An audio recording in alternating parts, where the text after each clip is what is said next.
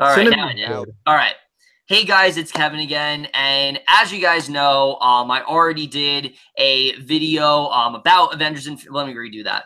All right, hey guys, it's Kevin again, and welcome to the spoiler review for Avengers: Infinity War, but also a bit of a discussion video. I've already done my regular review for Infinity War. If you guys want to check that out, but I really haven't done one of these before. A lot of people have told me over the years that I should just do a spoiler video. And I thought that since this is a movie that is so ingrained in spoilers and there's so much stuff that goes down in just like the first minute of the movie, I might as well do a spoiler review. And guys, I'm not here alone because it's also going to be a discussion video. We got 3 people here. We got Adam Haskell Blu-Rays, which is not a channel anymore. We got MC Deadpool, and we got Samuel One World. The 3 of them are going to discuss Infinity War with me. And right off the bat, I'm just going to say full spoilers from here on out, guys. If you have not seen Infinity War, just get out of this video. Get out. Go to my regular review. Trust me, these are major things heading forward. There is a lot of stuff to talk about, and we're just going to get into it. So, obviously, like I said, a lot of stuff to talk about in this movie. So I'm just going to go in order and start off with the first scene. Right off the bat, Loki dies in the first scene. And this was something that I know you, Gary, you predicted. This was something that, I don't think is shocking to anyone. The timing, however, and when it happens, that's very shocking. Yeah, I agree. Die maybe in the middle of the movie or towards the end. But it's not. It's literally the first scene of the movie. And that's something I really love about this film. It gets right into it because there's really nothing else to set up. We've taken our time with these characters. We've seen everything that they go through. We've seen the struggles that they've endured. We don't need basically like what the Defenders did, where we need like 2 episodes to set up everything, because we've already done that in the past like 18 movies. Now we're in the heat of things. We're getting into it. Thanos is showing up. Gives this incredible monologue to Loki about losing things and things like that. And for a split second, you're wondering, is he going to go onto Thanos' team? You don't know, because obviously Loki's been a very back and forth character. There are points where you think maybe he's going to turn himself around. Maybe he is going to just stay a villain. You don't know. And I love that last moment, he's still very conflicted. You can tell there's a part of him that does want to be his team. But of course, Loki, he realizes that he really doesn't have anything to lose. He picks up this, I believe it was, what was it, a sword, a knife, something like that. A knife.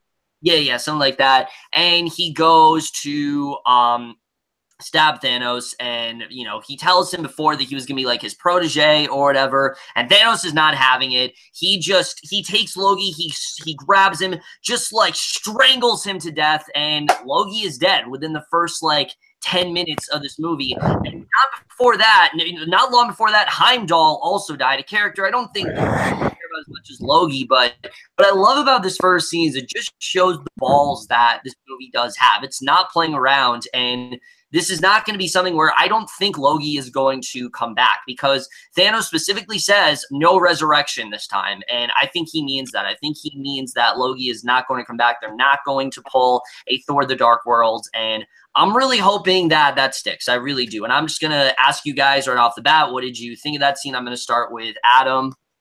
Oh, that was a great way to open the movie because, like, it's like it's not like any other MCU movie. It's very, very, very dark.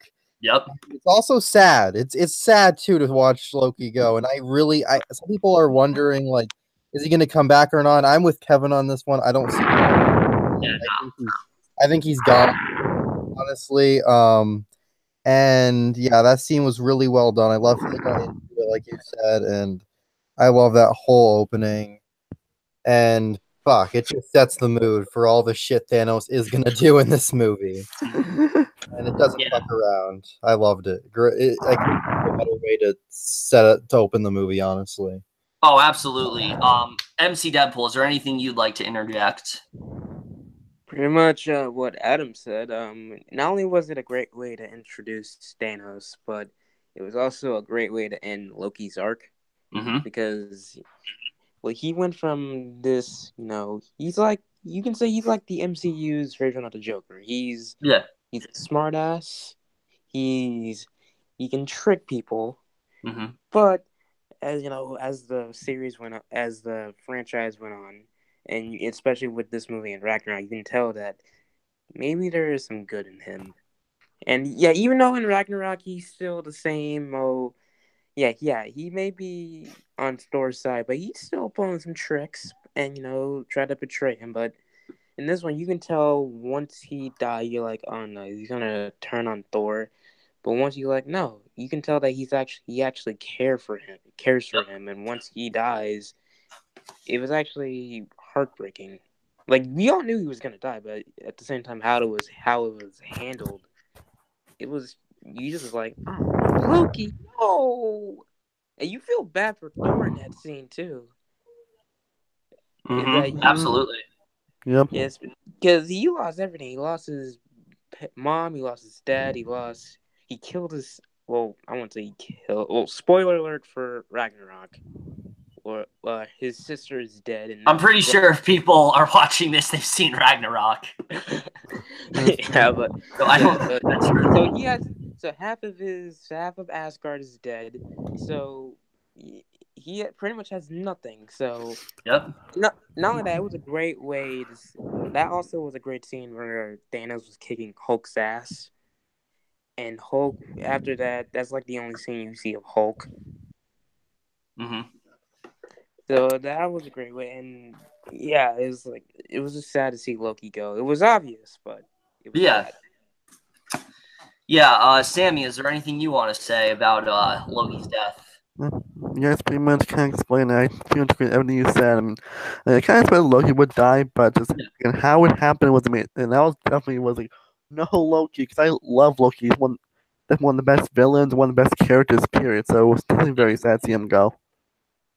Yeah, definitely a very tragic start to the film for sure. But like we said, I love that it just gets right into it. Like something that's great about the movie is that we start off and Thor does have that quirky sort of humor that he had in Thor Ragnarok, but immediately that is undercut from Thanos's just incredibly dominant presence. I mean, he is just dominating every single scene that he's in. We'll get to Thanos a little bit later. But something else I really love that segues into this is the evolution of the Hulk, because the Hulk has been a character that has been very back and forth with people. Some people really like this iteration, some people really don't.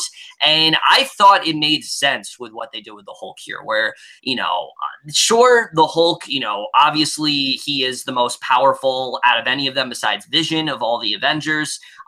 But you can see in that moment, he is ready to take down Thanos. When Thanos beats him down, the Hulk is terrified of Thanos. I mean, this has never happened to him before. He always is, ringing superior. He always can take someone down, and Thanos is the first person that he can't take down. I think that just perfectly sets up how big of a presence Thanos really is here and how above everyone else he is in this movie. And that's easily one of the best parts of this movie. And I really did love that. But like I said, Loki's death, incredibly well handled. I don't think they really could have done it better. And it's probably one of my favorite scenes, not just of the movie, but of the entire MCU. It probably is one of the best openings they've ever done because it's so different from the other ones. There was no opening credits in this movie.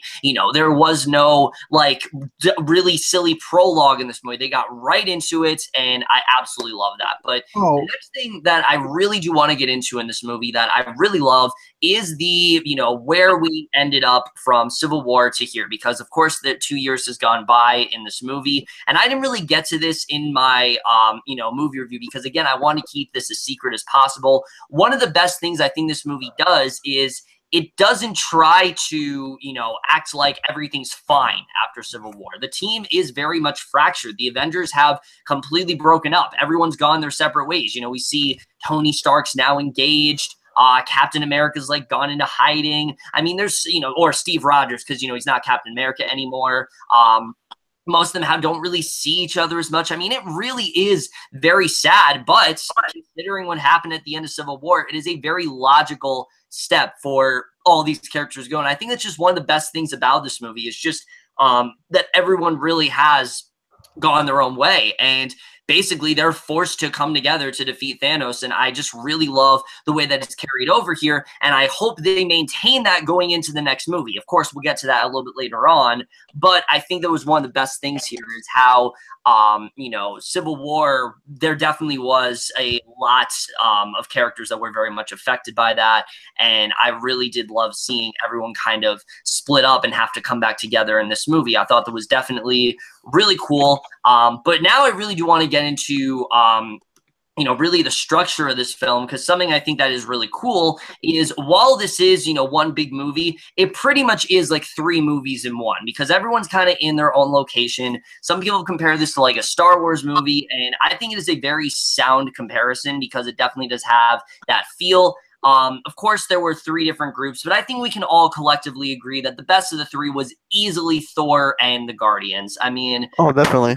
When we saw it in the trailer, you know, obviously Thor, he meets up with the Guardians and you don't know what's going on there. You can just see immediately that they just have this great bond. I mean, Thor's sort of, you know, very charismatic, can-do attitude. It contrasts very well with Star-Lord's just kind of, you know, just very over the top, very, you know, he's not nearly as confident as Thor. And I just really love that. I love the little dynamic that they had.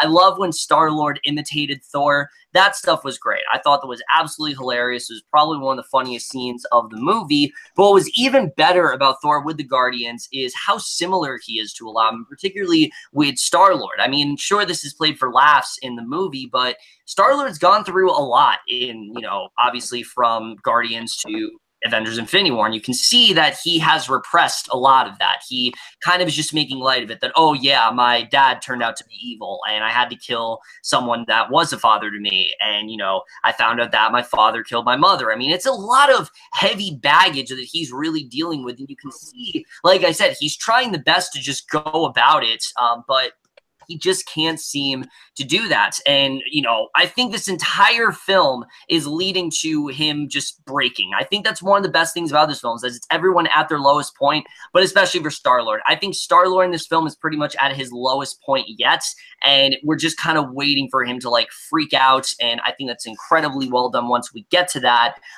But with Thor, he's very similar to Star-Lord in that he's basically lost everything. And from this, Thor not only becomes the most sympathetic character, I think, out of all the Avengers, he ends up becoming, I think, the best out of all of the original 5 Avengers. I think they did an incredible job with that. I really loved where they went with that here. Hold on one second, guys.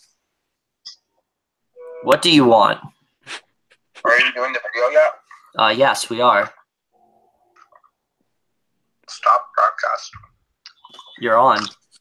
Oh, hi. Hey, Keenan. It's me, Auburn. Infinity War was a really good movie, by the way. Mm-hmm. I sent you a video. Okay. That's all I'm saying. Bye. All right, goodbye.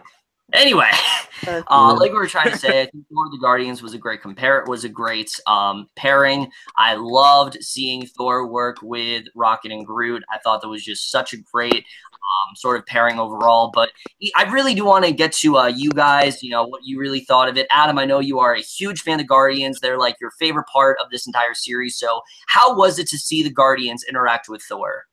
It was fucking amazing, man. I was so happy with that. Like, he literally fits right into this, like, all around. Like, I'm surprised, like, we've never seen him interact with them before, honestly. Like, it's that good. Like, him with Rocket and Groot, like, wow. And, like, his intro, okay, that one scene with him and freaking Star-Lord, when Star-Lord was, like, mocking him and stuff, that's, like, that was one, like, the theater was freaking dying at that scene. Yep. That was hilarious, and I felt like it was, you could tell, like, Star-Lord was, like, really jealous and stuff of Thor. Yeah, that was really funny. And also Drax, when he was like, I think he was like, he's not a guy, he's a man, or something like that. That was good. No, what he said, I don't know what it was. He said to Quill, he was like, "You're just some guy. He's a man." That was fucking amazing. And yeah, I just loved him with the Guardians. I'm so glad that I thought that was like the best pairing in the whole movie, honestly.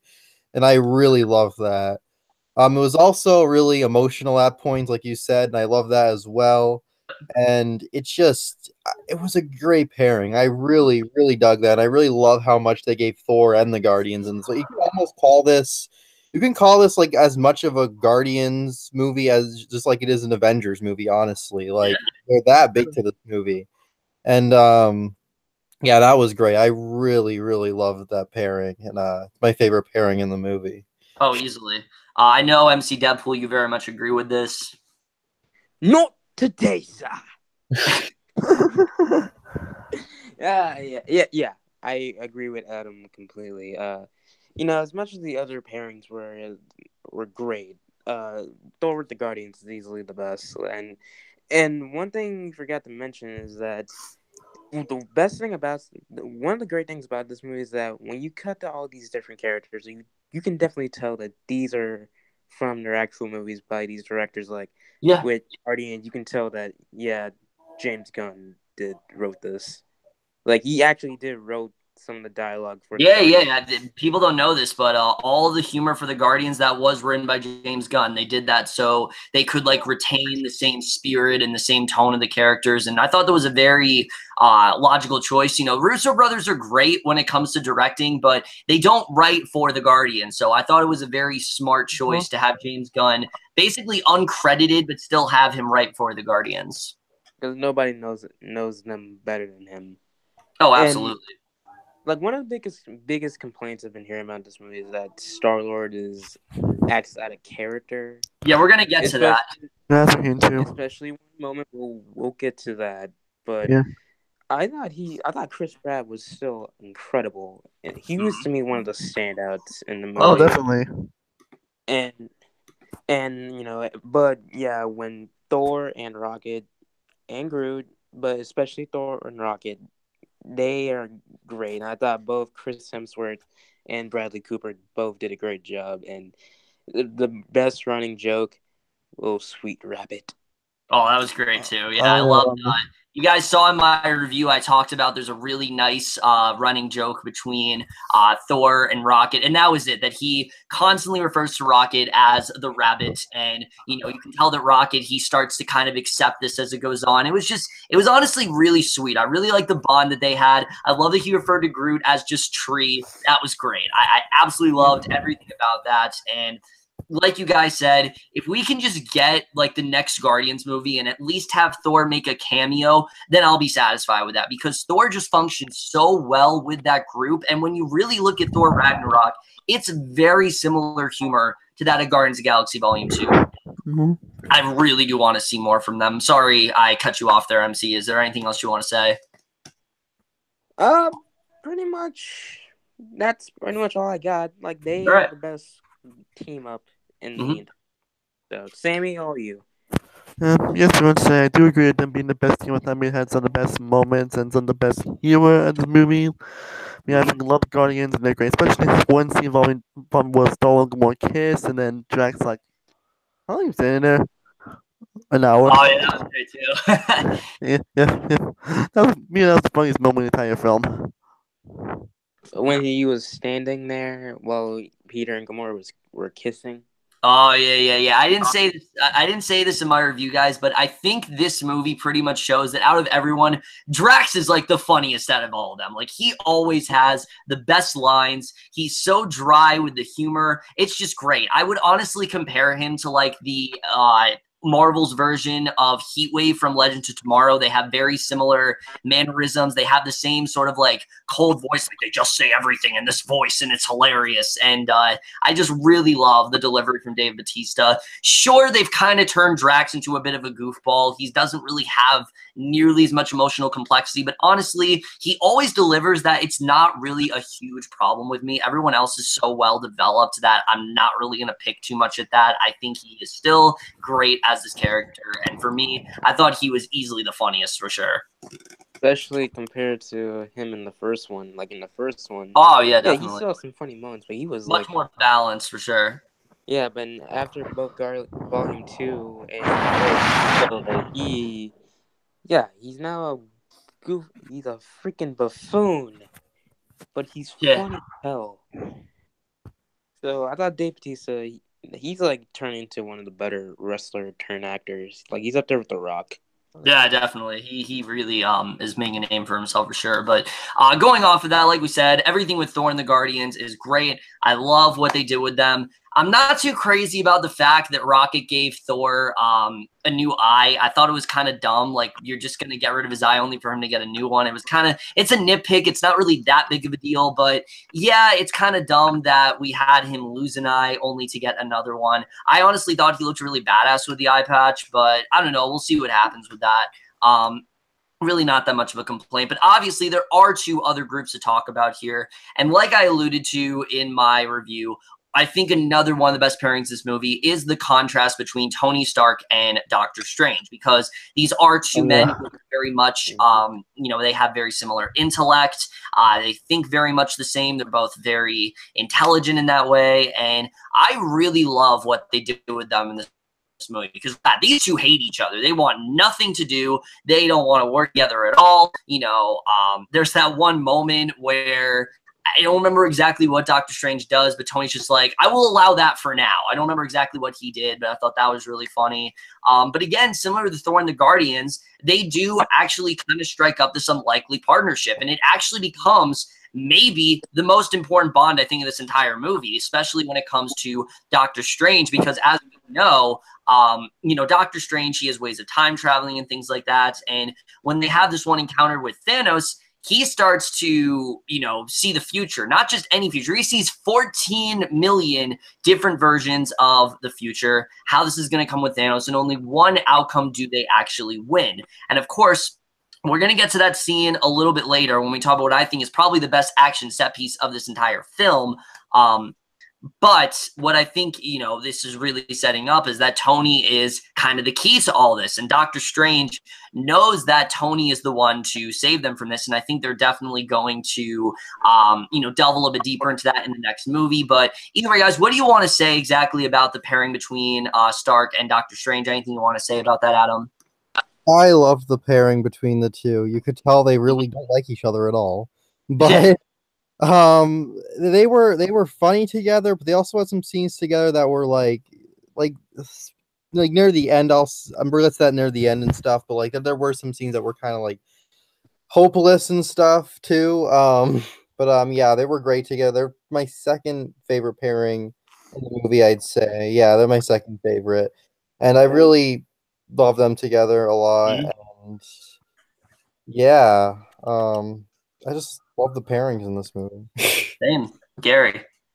Well, for all you Sherlock Holmes fans, you finally see two Sherlocks. True. Oh, yeah, that's right. Yeah, so, yeah, like, pretty much like you guys said, like, yeah. You're like, yeah, at first they hate each other. But, like, their banter is so funny, but at times they get, like, so serious. And, especially in that scene, which, like you said, we'll get to later, but yeah, you can definitely tell once Doctor Strange looked in the features, like, okay, this is the only way I got for us to win. And you can just tell in that scene, like, yeah, they finally had to work together. And yeah, that's pretty much all I can say. Yep. All right, Sammy. Yeah, I pretty much agree with that. I really love the pairing between Iron Man and Strange. It was like very interesting pairing. These two have just the biggest egos you've ever met, and it was fun seeing them after each other. But they also had some serious moments that really did hit and really worked, especially later in the movie. Yeah. And like we said, Doctor Strange and Tony, a very great pairing. But of course, the other part of this half is, of course, the inclusion of Spider-Man. Now, I think one of my worries going into this, and I'm sure you guys will agree, is the Iron Spider suit itself, because we know he turned it down in Homecoming. So why on earth would he end up using it in this movie? Of course, it makes sense because basically Stark kind of forces him to. Where's the regular suit? Stark tells him, he's not safe. So he gives him the Iron Spider suit. And I think it worked for the most part. They didn't really do a ton that different with it. They didn't really use Karen or anything like that, which I wasn't really that surprised about. I think it worked for the most part. It's not really that big of a deal. Tom Holland, though, I think you guys will probably agree with me. This was easily, I think, his strongest performance in any of these MCU films, easily. Definitely. Towards the end, I mean, he had me in tears for sure. We'll get to that, of course, much later on. That's the main thing you guys probably want us to talk about. But yeah, I think he absolutely killed it in this movie. I think this film just, it continues to show why he's such an incredible choice for Spider-Man, and I really can't see anyone else. I think, honestly, the work he did in this movie, it does rival some of Maguire's, honestly. He was incredible here, and I think definitely he has tons of potential. But obviously, like we said, this group was great. Now, the interesting thing about this movie, though, is that this is not the main group we were expecting to follow. The main group that the trailer made us think and that everyone thought we were going to follow is everything going on within Wakanda. Now, obviously, most of this is cut short.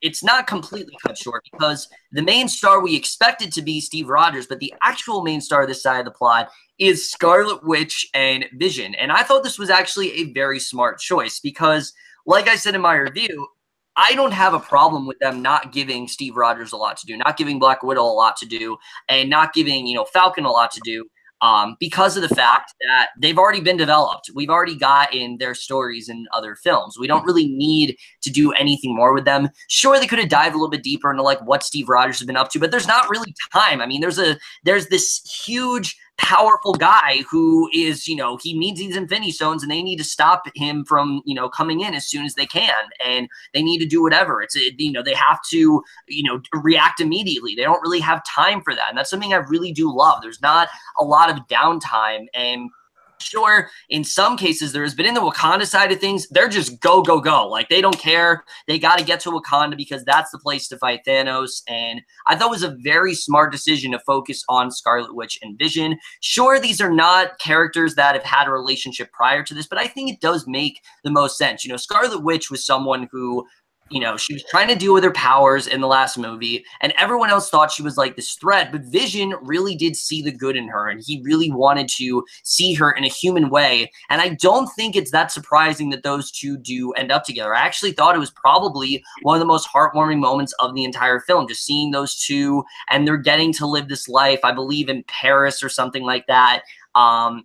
They're now living together and they've settled down, and Vision's in human form. Everything's going really great for them. But of course, at the last moment, the unthinkable happens. They see that Stark has disappeared, and, they go out, and Vision is ready to go out there. He's telling Scarlet Witch that you got to stay here. I got to do this alone.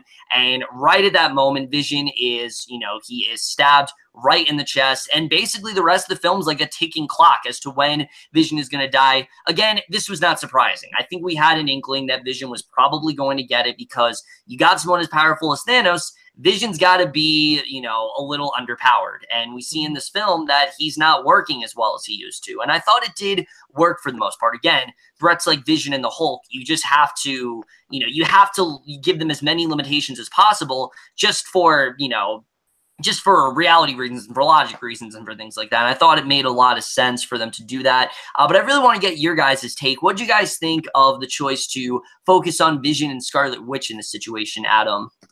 I really love the choice. What the fuck am I? Whatever. Yeah. I like it more than, like you said, like having them focus on someone like Steve Rogers a lot or something, because there's really not much. Yeah. Honestly. Like, he's still really good to the movie and stuff. And I still loved him in the movie, but like, I like how they focused on them and stuff, and like, I really loved it. And yeah, the scene where they saw that like Tony Stark was missing and stuff, that scene was pretty like, holy fuck. Yeah. Yeah, and Thanos comes in yet again, and yeah, he doesn't fuck around again. He fucks things up pretty badly for people. And one shows again he's a really fucking amazing villain. So yeah. I love that too. So yeah. All right, Gary. Oh, well, I like that it focused more on Scarlet Witch and Vision because, like you guys said, like Captain America, he has like three movies of him being developed, and he's already a great character, so we don't need no more of him. I mean, he's still great in the movie. He still provided a lot, but this kind of develops more into Scarlet Witch and Vision's relationship because it was kind of hinted at in Civil War a little bit. So it kind of makes sense that they, come together. And also, thank God Elizabeth Olsen got rid of that freaking accent. Oh yeah, because I mean she's good as the character in Age of Ultron and Civil War, but that accent was kind of holding her down a little bit. But it was not very convincing. No, but she's better than Aaron Taylor Johnson. I'll give her that. But I think anyone is. Yeah, Aaron Taylor Johnson is a good guy, but no. But yeah, once I could watch TV and once a certain action scene happened, yeah, it was pretty cool. And and I thought both Paul Bettany and Elizabeth Olsen had great chemistry. So yeah, that's all I got to say. All right, Sammy. Yeah, it's pretty much good, guys. I think it was a great choice to do that. Cause like I said, Captain America has a lot of films to be a developed character, so it makes sense for to do this. And I'm kind of interested in seeing those two have a relationship because they do have great chemistry. And at least it was kind of hinted to a war, which I thought was pretty interesting. They do well play off each other, at least to a very heartbreaking moment, which I'm sure we'll get to later. Oh, yeah. Yeah, absolutely. Like I said, everything going on in Wakanda, we can agree that this is probably the weakest of the three, but it's still very well handled. There's some really entertaining stuff going on here. Black Panther being a badass, seeing Wakanda, seeing just the destruction and all these people coming together, seeing Banner not in Hulk but in the Hulkbuster suit. What an interesting, fun choice that was. He can't be the Hulk, so instead he's in the suit that nearly defeated him in the last movie, and I thought that was actually a really cool choice for them to do. I obviously love seeing Black Widow be a badass, and I think this movie confirms that Scarlet Witch is the single most underrated character of this entire series. I think she's had a brilliant arc. I think where she goes at the end of this movie is great. She's gone from someone who was wrestling with a lot of inner demons and had a very rough past and obviously was mourning a lot, to someone who is still just as, she's still hardened, but she's kind of softened up a bit. She has grown to love someone, and I think it is a very well done move for the character. Could very well be her last movie. We'll get into that soon, and I think definitely, this very much does prove that. But either way, guys, we've gotten to all of the three main sort of groups that we're following. We have to talk about the stuff you really want to get into. Thanos as a villain. Now, this obviously was very, a lot of people were worried that Thanos was going to be very one note, that he was just going to be this powerful god who just simply wanted these Infinity Stones for his own good, and he just wanted to take over the world or whatever. And that's because that's every other Marvel villain we've had. And to be honest with you, I don't know if that was necessarily intentional, but I feel like they did that because they didn't want to top Thanos. They knew what Thanos was going to bring to the table. So what they were trying to do is they were holding back a bit because they developed Thanos so well in this movie that he basically is the main character. This is Thanos' movie through and through. Nobody gets as much development as Thanos, and I think it's incredibly well done what they do with him. It's important to note, actually, that they changed Thanos' backstory from the original comic, and I'm glad that they did that. In the original comic, it's him. He's he wants to go after this girl, and the way he does that is he wants to cause some sort of, he wants to cause a ruckus by, basically, just snapping his fingers and causing destruction to the world, and that's how he's going to get her. Doesn't make a lot of sense. I'm sure it makes more sense than what I just told you, but here, I thought it was a lot better. He is much more focused on bringing balance. It's kind of like Star Wars in that way, where he wants to bring balance to the universe. We see the planet of Titan. It was this very peaceful, happy place. And then it was just, it was polluted it was infested, and it turned to shit. And Thanos offered up this idea to save the planets, and by basically, you know, getting all these Infinity Stones, getting the gauntlet, snapping his fingers, and just, you know, killing off half of the population and starting over. And sure, you could say that this is just someone who's focused on population control, but I think it shows that he's someone who is just a bit in over his head. Sure, he is incredibly adamant and he's very menacing. It doesn't take away from the fact that he is very much, you know, an asshole. He really is. I mean, he doesn't fuck around at all, but you can really see where he's coming from. He's someone who really feels that this is the only way to save Titan, that this is the way to save his home planet and save everyone that he cares about there, and this is his way of kind of doing that. And I thought it was a very good motivation overall. I really love where they went with it. And when you factor Gamora into the story, it does make a lot of sense. We know her and Thanos. Obviously, she is Thanos' daughter, and you know, they didn't give us nearly as many flashbacks as I expected with her, but I think they gave us just enough. You know, we got the bare minimum of what we need to see, where she's a little girl and we see that her mother has died, and her mother died in this genocide, basically, and Thanos is the person who, you know, basically comes to save her, and he takes her under her wing, and they start this, you know, they start this relationship and things like that. And we don't really need to see the budding relation because we know what it goes into. We know the fact that Gamora, you know, she was always very, you know, she very much resented Thanos, and she really, you know, grew to want to, you know, get away from Thanos. And I really love seeing that of the character. I thought they did a really great job with that there. I thought all of that was incredibly well handled. But of course, we get to probably the biggest moment from Thanos in this movie is that even though he is so set on getting these Infinity Stones and getting that gauntlet and just turning things around, which I love how urgent he is. Like, you kind of root for him in that sense because he does have a good idea of what he really wants to do. But I think probably the best moment for him in this movie is actually Gamora's death. Not because of what ends up going down, but it's the after reaction that I really want to talk about. You know, in Gamora's death, obviously, you know, he goes to the Soul Stone and we see Red Skull is still alive. I don't know how, but I thought that was really cool to see.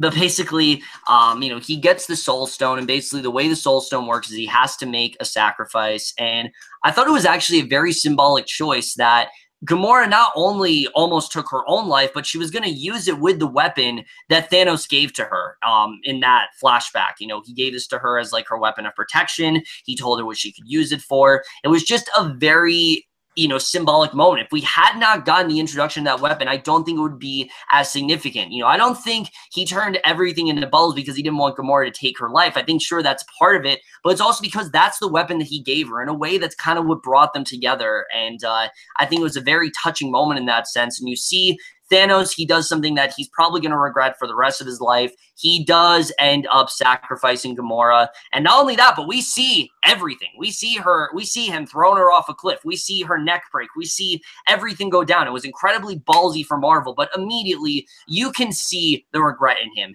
He is incredibly upset at what he did. This is something that I think he's going to play back in his head for, you know, forever pretty much. And when we get to the end of this movie, it's definitely something to talk about. I think that's definitely something that's going to come into question is Thanos going to be able to move on from doing this? Because you can see it very much fucked him up. You can see that he is very regretful throughout the rest of the movie. He knew that he did what he had to do, but you can tell that he really didn't want to do it. And he is very much regretful of that. And I know I just went over a lot of stuff, guys, but summing it up, what do you guys want to say about Thanos really quickly, Adam?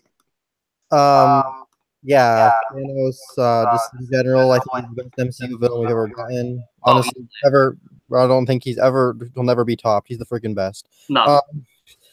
And the Gamora scene, that is a death I honestly, like, I didn't see coming, if I'm being honest. Like, I didn't see it coming. Yeah.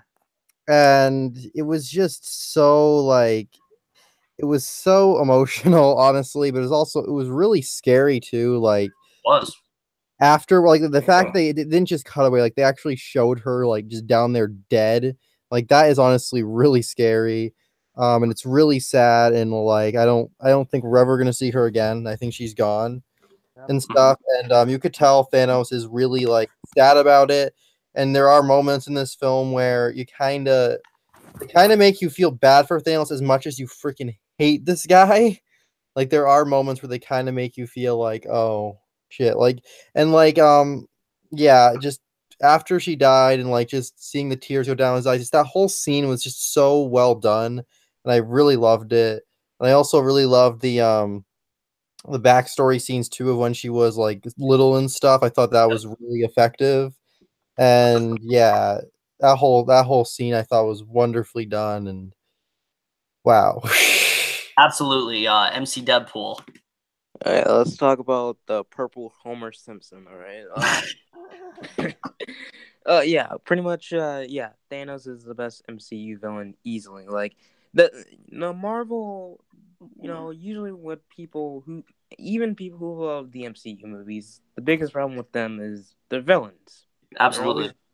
They're always the weakest part. Now, the only time where you can say like Loki was great, but like other than Loki and like the other beforehand, they were like and then like Guardians 2, you're like, oh, that okay, they're starting to improve. And then when they got to Spider-Man Homecoming with the Vulture, and he was great. Hela, I know some people think she's great, some people think she's meh, but no, but then we get to Killmonger in Black Panther, and he's like the best thing in the best part of that movie. Even though the movie's still good, but Michael B. Jordan was still like he steals the show. And this one, easily. Thanos, Josh Brolin, man, dude. Oh my god, man! Like I know some people kind of say like after seeing the movie, like he's the best, not only in the best MCU villain or in any Marvel movie. Some people kind of even say he's like one of the best villains ever, or maybe he's the best superhero villain. Like some people even say like he's better than Heath Ledger's Joker. And while I won't go that far, like Heath Ledger's Joker was like, definitely not. No, definitely not. It's like one of the best performances of all time. So yeah. It's I won't go that far, but this was great acting, but it wasn't on like the method level that Heath Ledger. I mean, that literally is what killed him. Is playing that role. He got so into that role that it basically is what killed him. So no, this is not Josh Brolin. Again, phenomenal, just not on the level of Heath Ledger. I think that's overselling it a little bit. Yeah, we're not gonna see Josh Brolin winning an Oscar for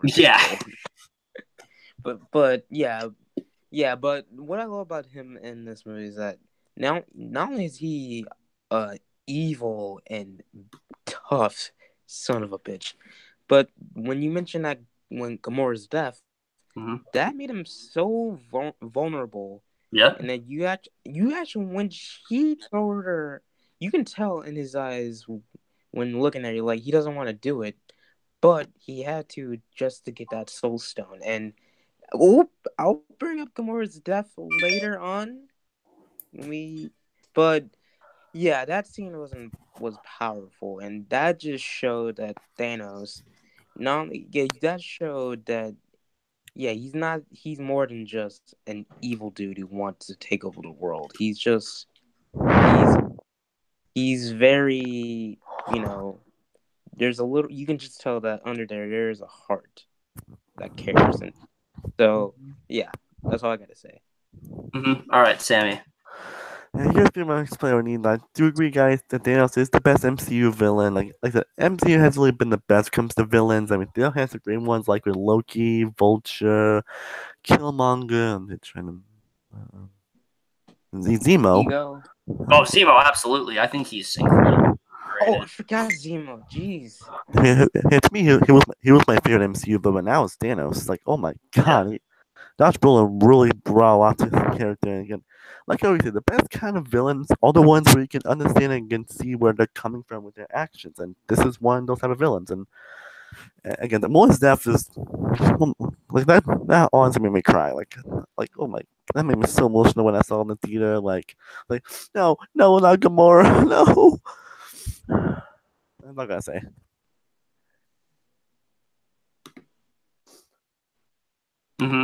So again, incredible villain. Thanos just pretty much blew everyone out of the water. And again, I'm going to talk about where I think he's going in the next movie, but I don't think he's going to be nearly as menacing and as brutal as he was in this movie due to the way the movie does end up ending.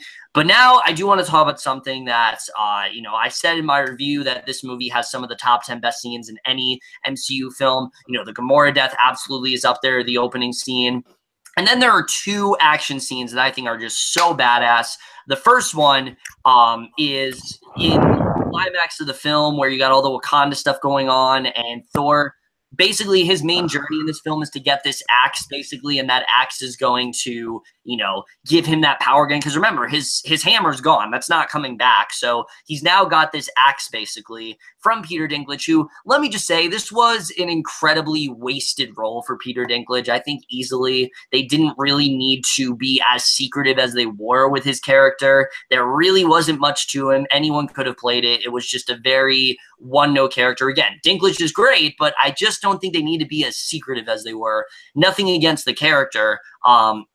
It's one of those things where they just made it seem like a much bigger deal than it really is.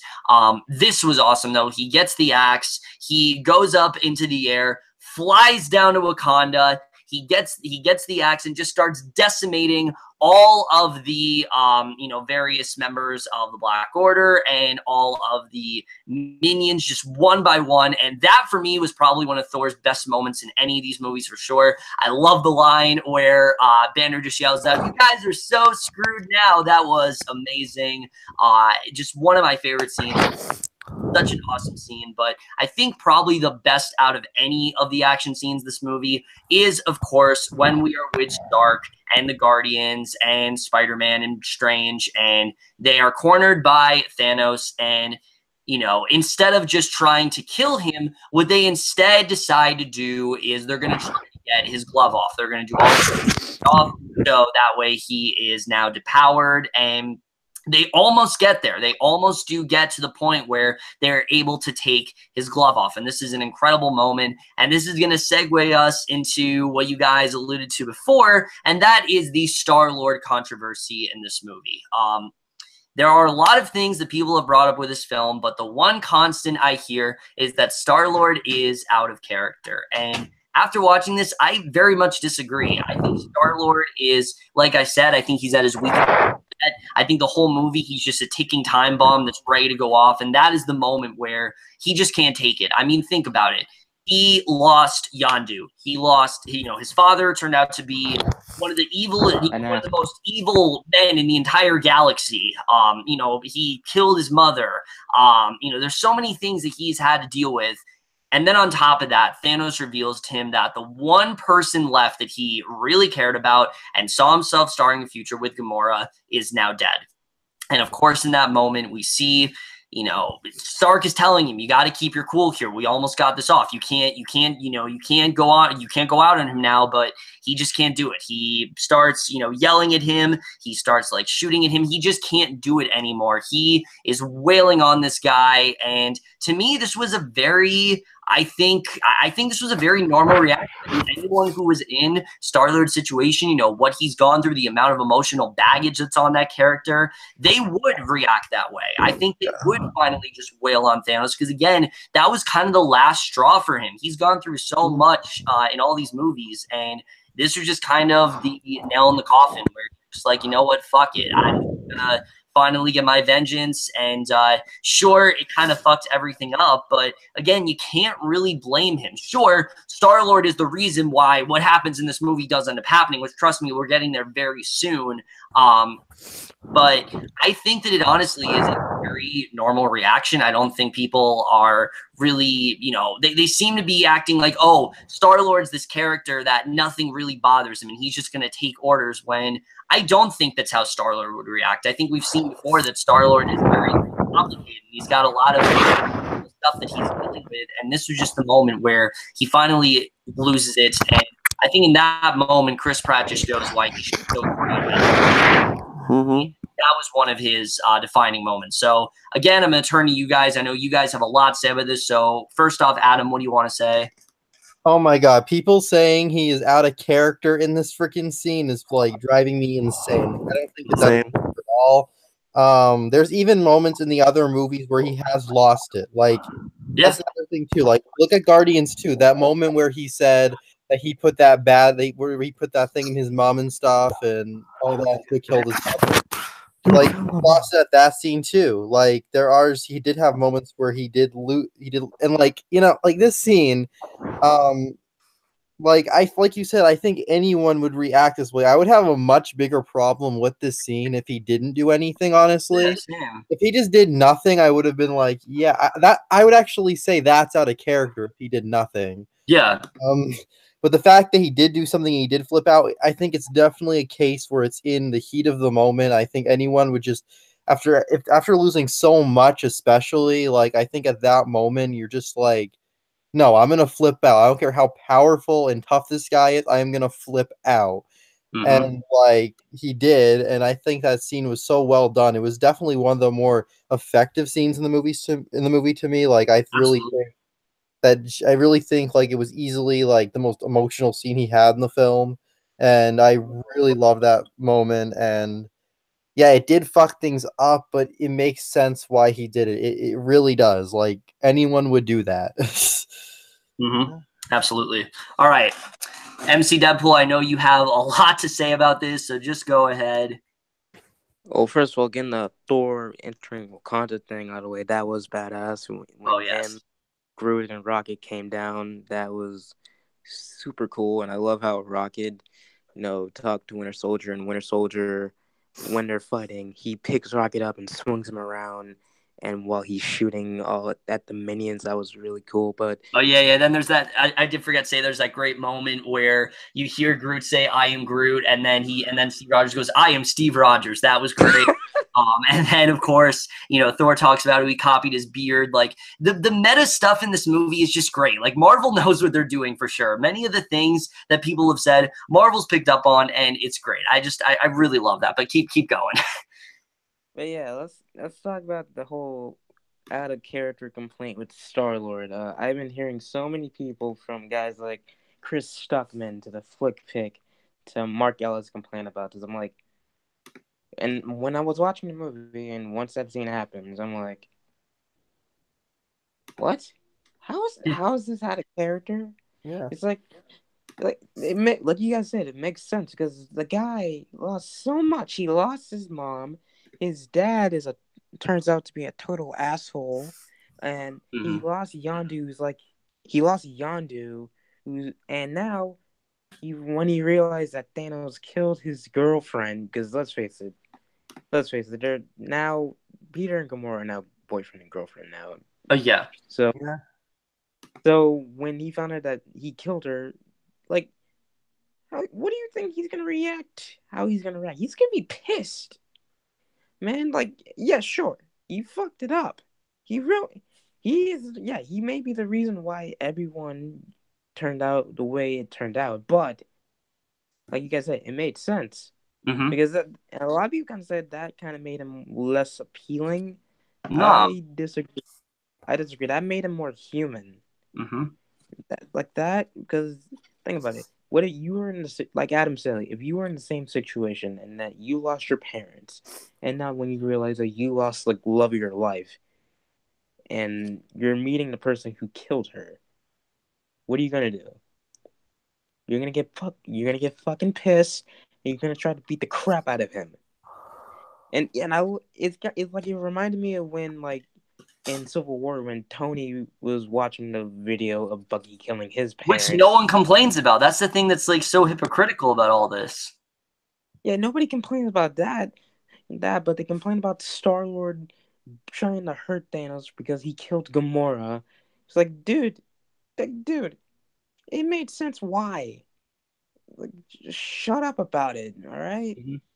Like, it was just showed. That's kind of that, and I thought Chris Pratt's acting was like, you can tell that he was just putting 100% in that performance, man. Like, yeah, sure. In the rest of the movie, he may be like speaking out jokes, but there is definitely some scenes, especially, and you forgot to mention this, the scene where, because in the movie that he promised if Thanos gets Gamora. Oh yeah. He makes a promise to Gamora early on that he's not going to kill him, and he kind of forgoes it. Yeah, and you can tell in that moment you're like, and when she said, "I love you more than anything," and he's like, "I love you too," and he tried to shoot her, but it turned out being fake. You can tell that based on that scene, you're like, this guy would do anything for this girl. And once he found out that she's dead, he just can't take it anymore. And so yeah, the whole out of character complaint, it's retarded. It is.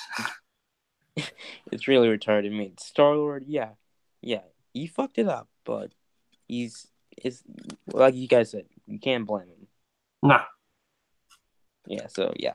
That's all I got. Yeah, no, you really can't blame him. I just wanted to interject that if people are really going to complain about that, the thing they should be complaining about is Thor, because Thor is the only person who knew that Thanos was going to, that Thanos could snap his fingers and, basically make everything turn out the way it does, yet he goes for the heart. If you're going to complain about anything, complain about that. I'm not saying you should complain about that, but if people really are going to complain that Star-Lord's out of character, they should complain about that as well, because Thor is the only person who knew about that, and yet he went for the heart. So I know we're going on a bit of a tangent here, guys, but it's honestly really dumb that people complain about that, yet they don't complain about Tony getting as pissed as he did in Civil War, and they don't complain about Thor stabbing Thanos in the heart rather than the head. So I do think it's a pretty dumb reason. But Sammy, anything you want to say?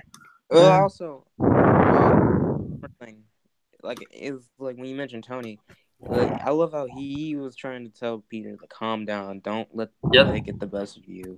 He almost got this thing off, and he's punching him. He tried to hold him back, like no, and then Thanos is back. But anyways, yeah, Sammy, you can go. Like you're saying, guys, pretty much saying what you need to be saying. I do agree with that Starla thing. Again, if you're in that situation, you probably wouldn't have done the same thing. I definitely would have done if I find like the girl that I love ended up getting killed, and I was like, and when I went through all that stuff and all the stuff, and also those two action sequences were also amazing, especially again the Thanos fight. That was awesome. Oh yes. Good, I'm gonna say. All right, so we've gotten pretty much all that stuff out of the way. Now we want to get to the stuff that I know you guys want us to talk about, the ending of this movie, the thing that is shaking up the entire MCU fan base. I mean, like I said, there are things that happen in this movie that people thought was going to happen, but this is something where it was like, no, there was no way it was going to happen, and it does. We see Thor, he thinks that he's defeated Thanos. He stabs him right in the heart, and at this point, Thanos, he has all 5, 6 Infinity Stones, something like that. He has them all. He's got the gauntlets, and he tells Thor right there, he's like, you should have gone for the head, snaps his fingers. Everyone in my theater screamed no, including myself, because we knew exactly what was going to happen.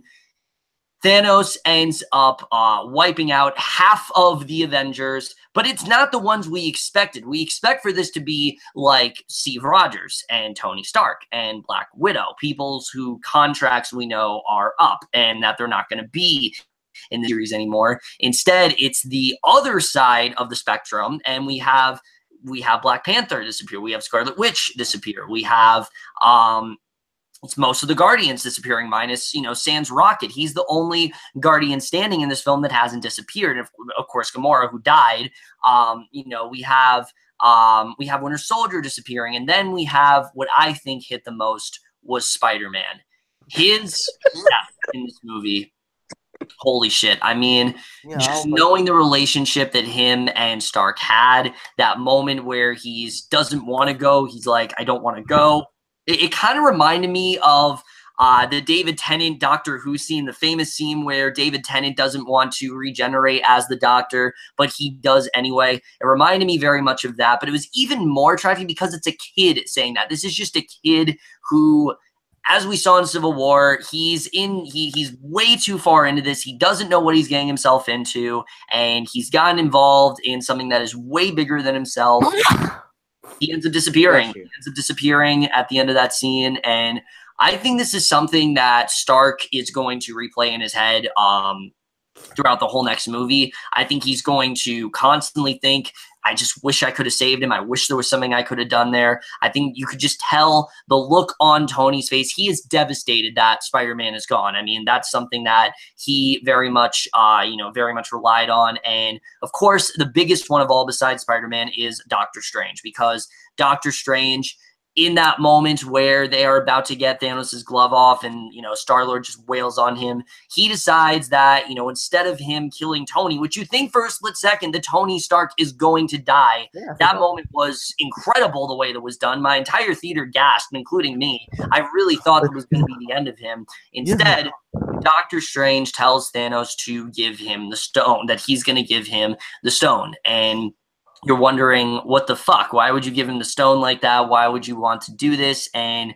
you hear him say, we're in the end game now. And before he leaves, he tells Tony that there was no other way. So what I'm thinking this means moving forward is that Tony is the key to all of this. And we'll get into this when we talk about like where we're going to go from here. But we get to the ending, nearly everyone's disappeared. We're left with basically the original Avengers, including Rocket Raccoon and Nebula for some reason, which I'll talk about how odd of a choice that is in a little bit. But everyone's just there. They're standing in silence. They don't know what to do. Steve seems to have some sort of inkling as to what happened because, everyone else is like really confused. They're like, what the hell just happened? And you see him go, oh God. So obviously he has a good idea of what's going on. We get to the ending where Thanos is now on Titan. He is under that sunset. It's basically what he said, that he's now, he can now rest. And you can see that he is smiling, but I think that's only going to be a small satisfaction. You can see that he seems pretty satisfied with the way everything went down. And that's basically how this all ends. We get to the ending here, but that's not the whole ending because we actually do have a little post-credit scene that we definitely have to talk about because it's incredibly vital. We're going to get to that in a little bit. Again, no, there's a lot to process, guys, but obviously we got a lot to say about. So, Adam, what do you want to say about this just incredibly shocking ending? It is one of the ballsiest freaking endings I've ever seen in like a mainstream movie, and it was, it was just so shocking and just hopeless and sad, and like it's just like you don't know like what's like how it's gonna be fixed. Like you just don't know. Like it's just so like these characters are gonna like a lot of them are gonna come back in future films, but you don't know like how they're gonna get them back. Like it's just so hopeless. And like at first I thought it was really sad. Like I thought watching everyone fade away was really sad, but like you said, Spider-Man was easily like the saddest of all of them. And Tom Holland in that scene, like one of my like I can say like we could say like one of the issues with Homecoming is like I don't really feel like he had like he had a couple of emotional scenes, but I feel like he was mainly comedy and just like fun and stuff, honestly. And I feel like that's why I've always kind of preferred Tobey Maguire as Spider-Man more, because he had like more like a great balance of emotional and funny stuff as well, and fun stuff. Tom Holland, I feel like for the most part is just really fun and funny and all that.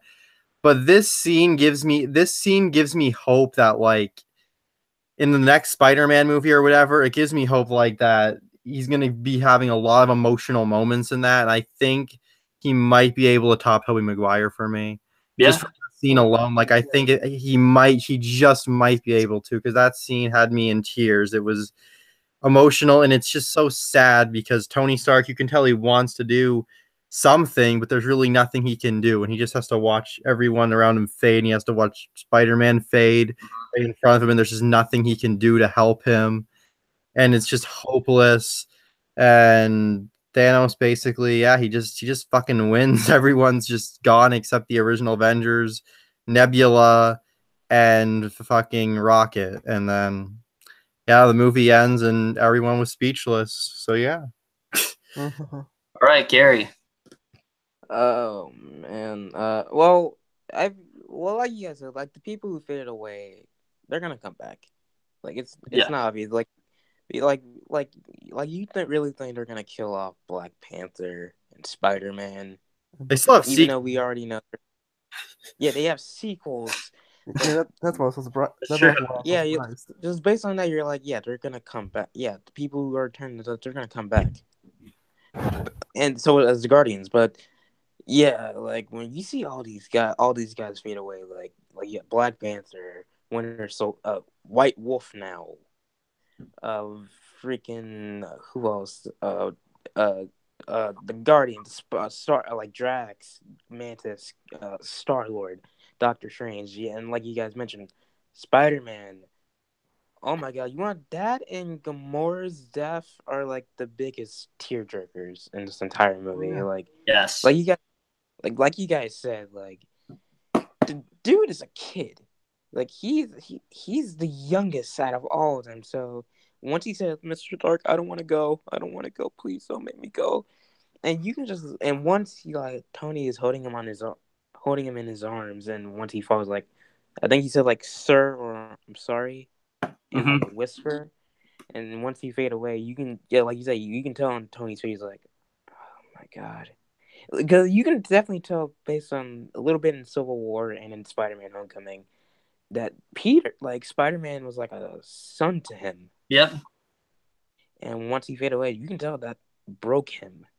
And that's devastating. And to see that he's gone, he's like, I was like a father figure to him. And to see that I kind of let him down and didn't save him, it probably might scar, like the same way that Gamora's death scarred Thanos, is the same when Spider-Man disappeared will scar Tony.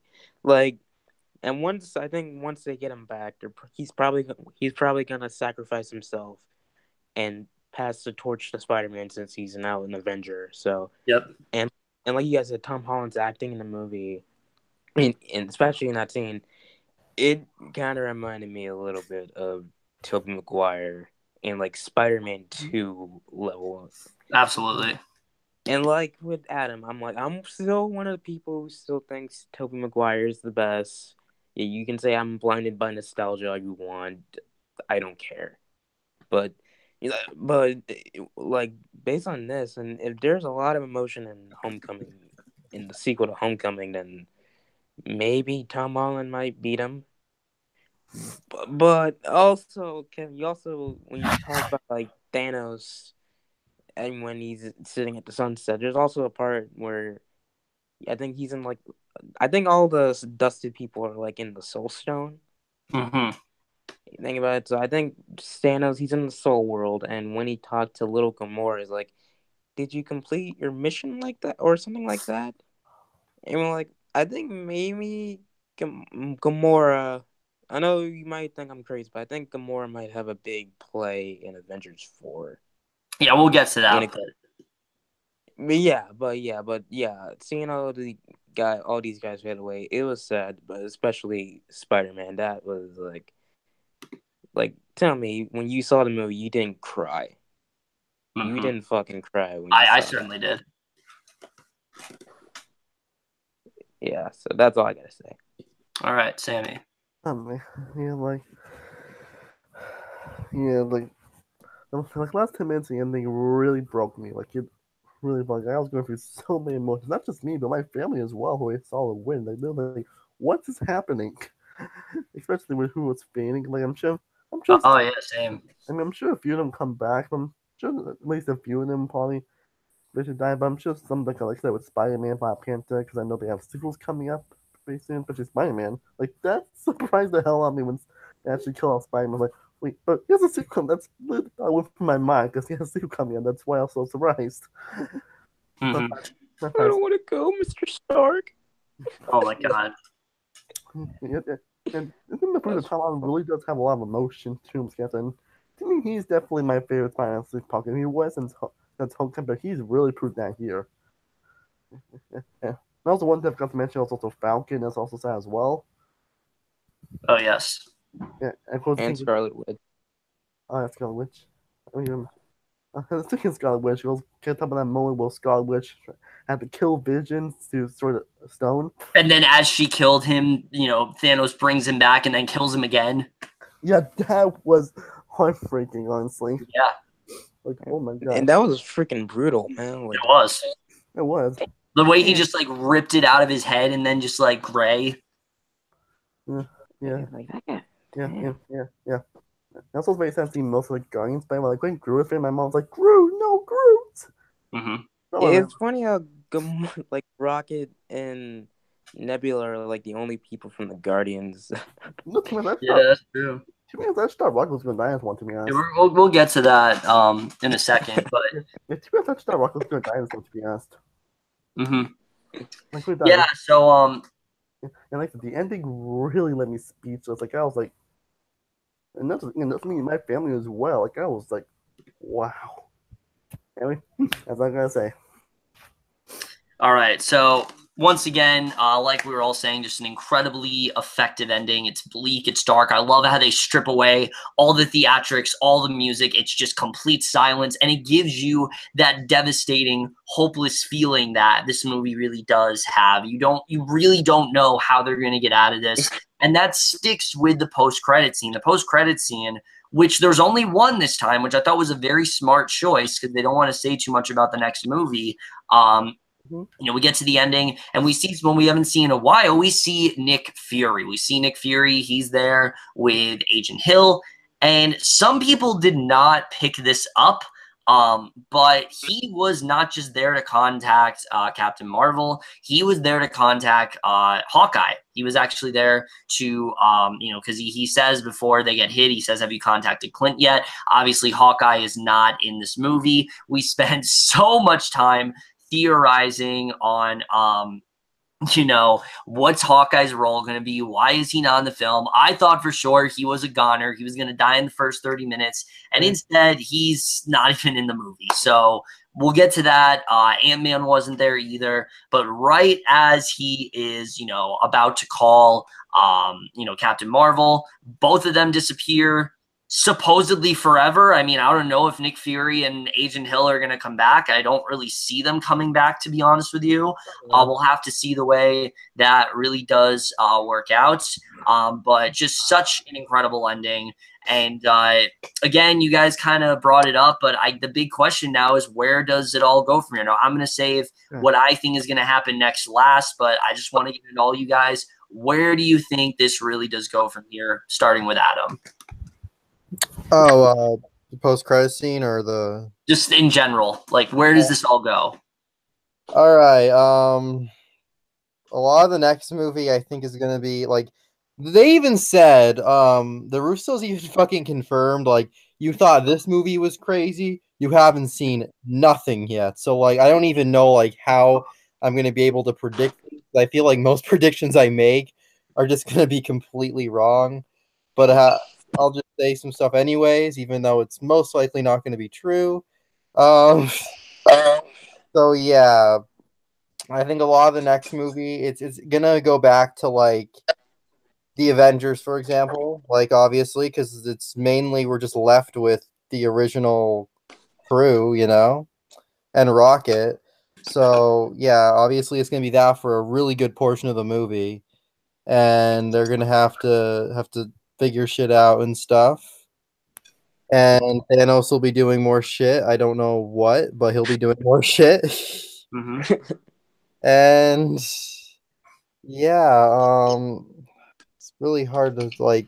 I think the next one is finally going to be the one where some really big characters do die. Yep. Like really big ones. Because I don't really feel like there's much more like you can do anymore, like at all, honestly. And most of their contracts are up, so yeah, like I think finally they are gonna kill off some big characters. And it's gonna be like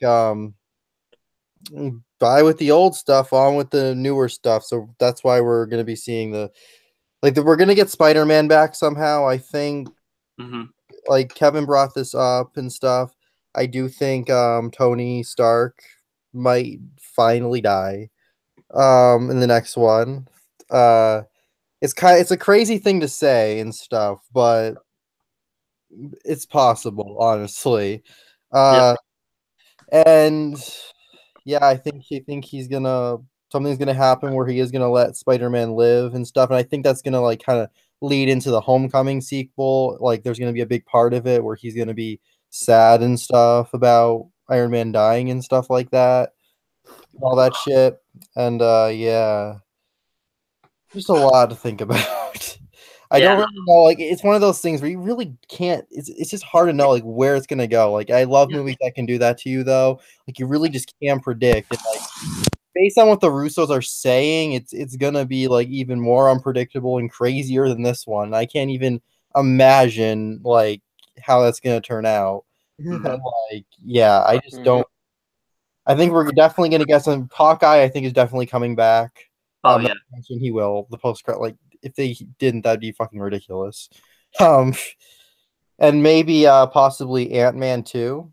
I think Ant-Man will be coming back, and The Wasp as well. Yeah, I think we're gonna get some people coming back, and yeah, it's gonna be. I don't know. It's All hard right. to predict. All right. Well, Gary, I know you have a lot of interesting ideas as to what you think is going to happen, so just go ahead. Oh, dude, the ending in this movie has caused so many theories on what part 2 is gonna be like. But Yeah. I think what I mentioned before, I said like when Thanos was talking to like little Gamora, I think it seemed like all the stuff hinted at with like Zoe Saldana and all that stuff.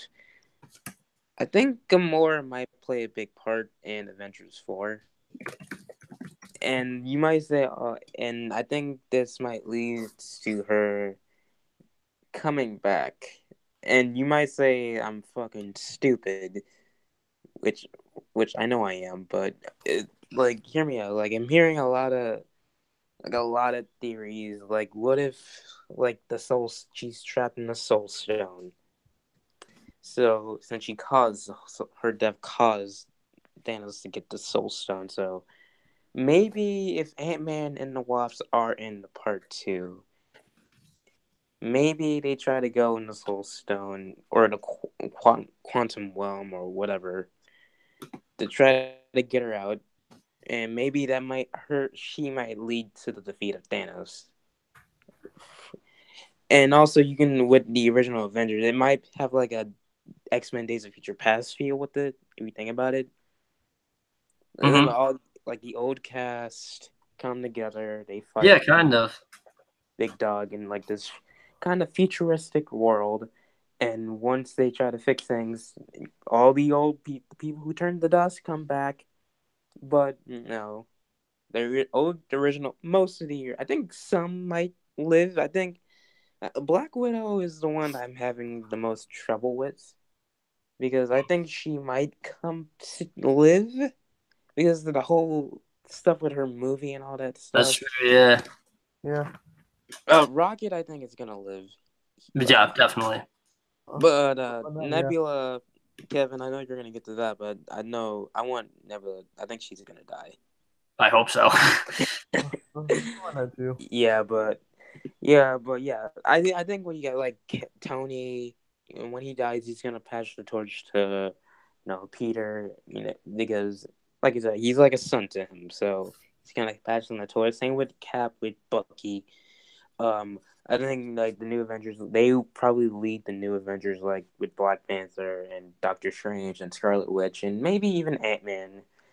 The Guardians, I think they're easily coming back because they have a third one. And going back to the whole Gamora thing, James Gunn actually said for part number 3, for volume 3, that the movie is going to be focused more on Gamora. So that also leads to a bigger hint.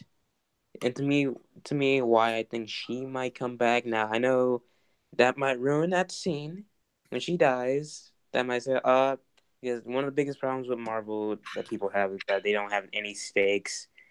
It's like, we don't. Yeah, it was like, oh, this person is dead. I'm like, oh, they're alive. Like when Winter Soldier, when Nick Fury, people thought he was dead when he got shot in Cap's apartment. And he's like, and a few scenes later, like, oh, he's alive. Or when Captain America Civil War, when Rhodey... I'm going to get to that very soon. Yeah, you thought, oh, yeah, he's dead easily. It's like, no, he's fine. I'm like, and with Gamora, you're like, oh, yeah, she's definitely dead. But, you're like, seeing all the theories, I mean, it might be flashbacks. But I have a feeling that Ant-Man and Wasp might get her out. and she might come back alive. It might sound stupid and it might ruin the movie, but I think that's kind of how I think Avengers 4 might turn out. But if we're doing like one thing I would like to see, when Star-Lord come back, I want to see him and Thanos actually talk it out. Like them having like a little talk. They don't try to kill each other. They like talk about more and try to settle things like that. So it'll be like a nice moment. Thanos like, look, I know how much she means to you. I didn't mean to do it.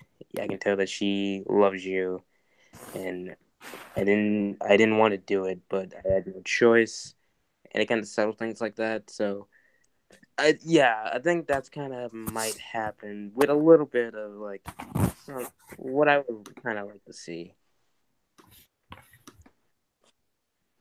That's it. Yeah. Yes, yeah, Sammy. Well, honestly, I really don't know this point because, like you were saying, there's so many things and possibilities. Like, it's crazy how many possibilities and things that could. So, I honestly don't have much to say, to be honest.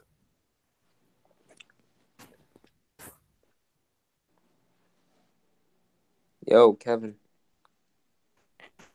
Gosh.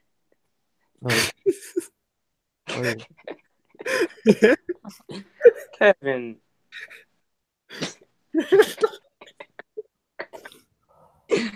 Jesus Christ, dude. This will be the cliffhanger to the video. What happens next? Fucking Kevin. Kevin disappeared. Yeah, sorry everybody. Kevin disappeared. Yeah, he turned to dust. Yeah, Thanos got him. Oh, why, Thanos? Why? Fuck you, Thanos. You can go. Why, Kevin? He didn't want to go. Yeah. He didn't want to go, man. Why you gotta take Kevin?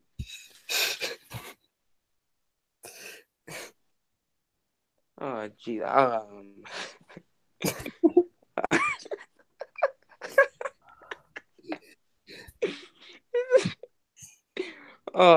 Well, there's people in the chat. How's everybody doing? Cool. Any of you think? How do you guys think of the movie? If you saw it, What? Is somebody people in the chat? This is fucking awkward. Mm-hmm. Let me try to kill.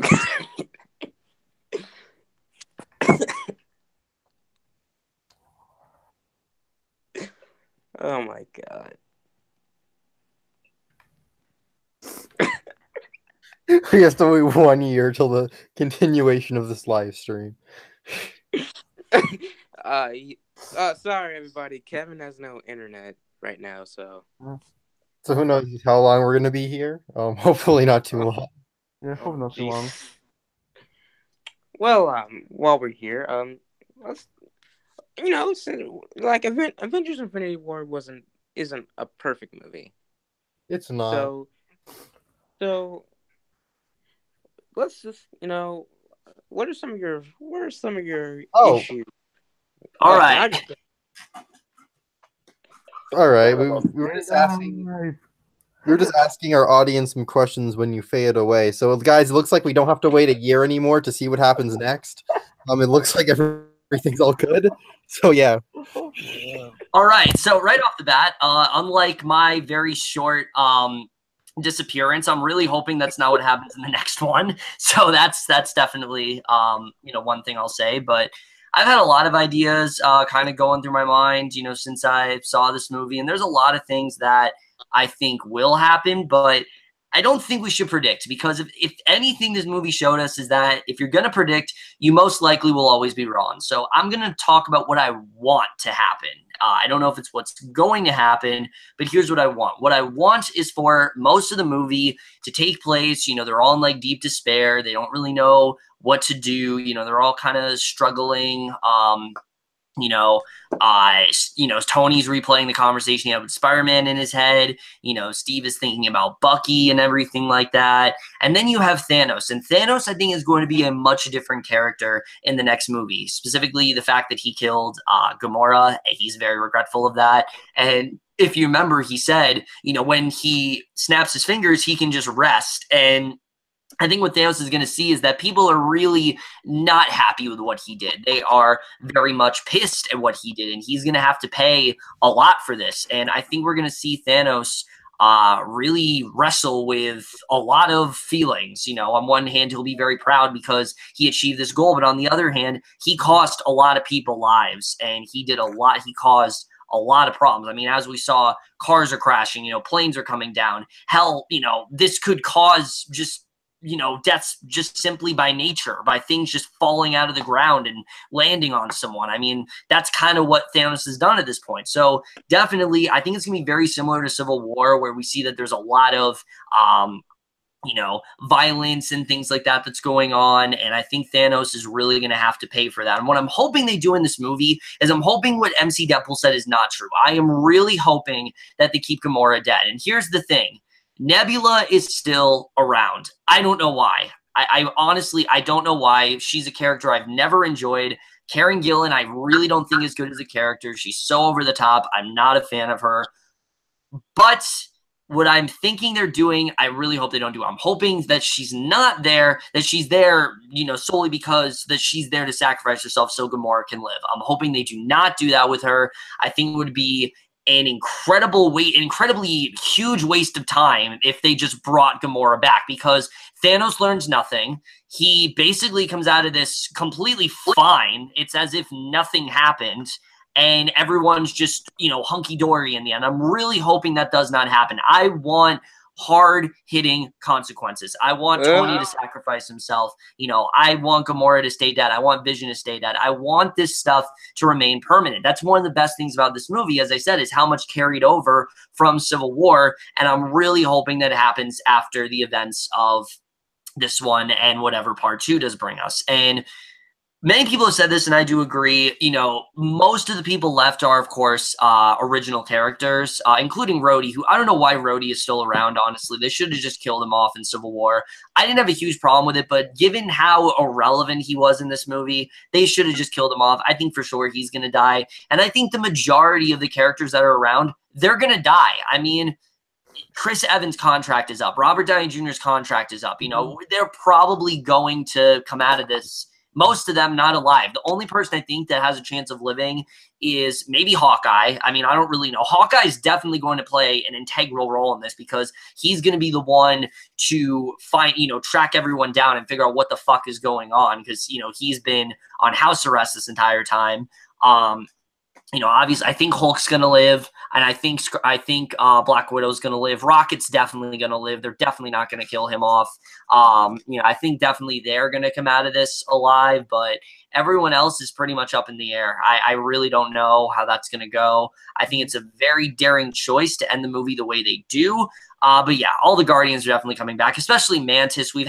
She's had no emotional stuff whatsoever. She had one thing in Guardians 2, but there's definitely more potential with that character. They're definitely bringing Spider-Man back. They're bringing Black Panther back. I just hope the solution is not easy. I'm hoping this is something where they have to sacrifice a lot, maybe even their own lives. They have to risk everything. I'm really hoping that that dark, sort of hopeless, realistic tone lingers over to the next movie. I'm hoping that's what we get here. I'm hoping it's not just, let's just play it safe and, act like everything's just great in the end. There are so many franchises where they'll have a great part 1 and then just part 2 solves everything so easily. Hunger Games Mockingjay Part 2 is a great example of this.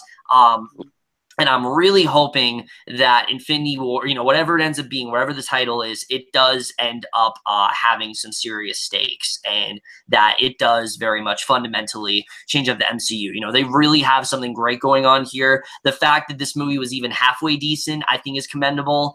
But if they are really able to pull this off, I think this will probably go down as one of the best final installments in any sort of series, because this is very much a send-off. They are obviously going to do more Marvel stuff, but for most of the MCU, this is very much a send-off to most of these characters, and I think they're definitely, hopefully, going to end it right. I think they definitely have something up their sleeve.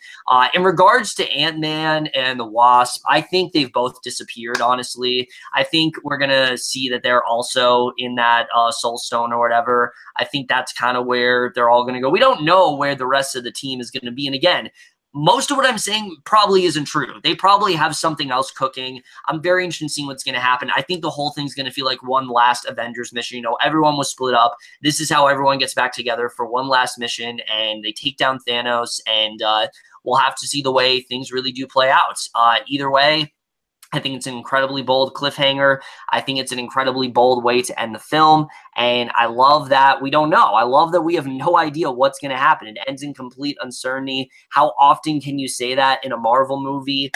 The fact that we're even speculating what's going to happen is incredible. And I'm really hoping that it does pay off in the end. Final thoughts, guys. This movie was incredible. Obviously, you know, we talked about a lot of stuff. There's a lot of stuff to, you know, obviously talk about and things like that. It's a very complex movie. There's a lot of things that went down, you know, between Vision's death and Gamora's death, all that stuff that happened. The ending was incredibly effective. I know I faded away for a little bit, you know, just from the nature of the story. I ended up fading away along with them. Like I said, I just hope that their whole disappearance is not as short-lived as mine initially was. But either way, guys, I do want to thank my guests one more time, Adam Haskell Vlogs, because Blu-rays doesn't exist anymore. Yeah, my channel got deleted. It got terminated. I'm still working on getting it back. Maybe it'll come back. But yeah, that's pretty much disappeared. Like everything is, I guess. Yeah. So yeah, I'll try to get it back, and if not, I'll just create a new one, because I'm not using my vlog channel as like a main channel. That's just dumb. So yeah, thank you for having me on. Yeah, this is a great movie. It's definitely like it's just everything I wanted it to be and more. Mm-hmm. I think part 2 can be even better. So yeah, really loved this, and yeah, thanks for having me on. All right, MC Deadpool.